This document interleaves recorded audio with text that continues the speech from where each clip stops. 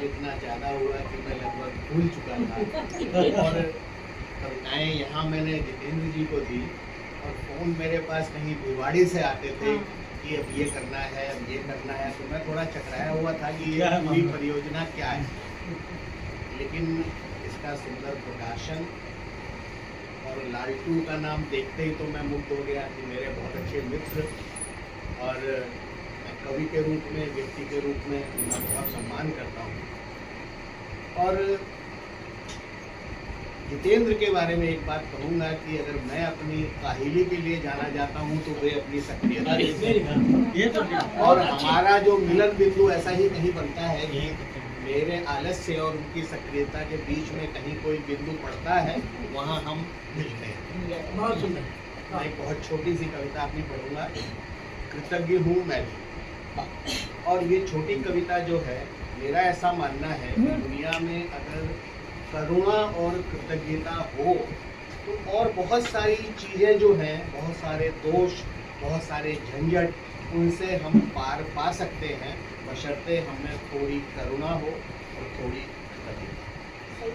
कृतज्ञ हूँ मैं भी, कृतज्ञ हूँ मैं भी, जैसे आसमान की कृतज्ञ है पृथ्वी, जैसे पृथ्वी का कृतज्ञ है किसान। कृतज्ञ हूँ मैं भी, जैसे सागर का कृतज्ञ है बादल, जैसे नए जीवन के लिए बादल का आभारी है नन्हा बीज। कृतज्ञ हूँ मैं भी, जिस तरह कृतज्ञ होता है अपने में डूबा ध्रुपदिया सात सुरों को।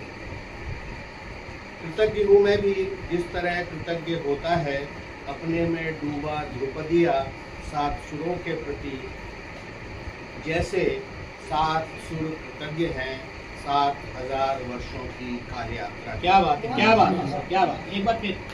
जैसे ऐसा माना जाता है कि एक एक संगीत में एक एक सुर को बनने में 1000 साल लगे, तो 7 सुर 7000 सालों में बने होंगे। कृतज्ञ हूँ मैं भी, जिस तरह कृतज्ञ होता है अपने में डूबा ध्रुपदिया 7 सुरों के प्रति, जैसे 7 सुर कृतज्ञ हैं 7000 वर्षों की काल यात्रा के। कृतज्ञ हूँ मैं भी, जैसे सभ्यताएं कृतज्ञ हैं नदी के प्रति।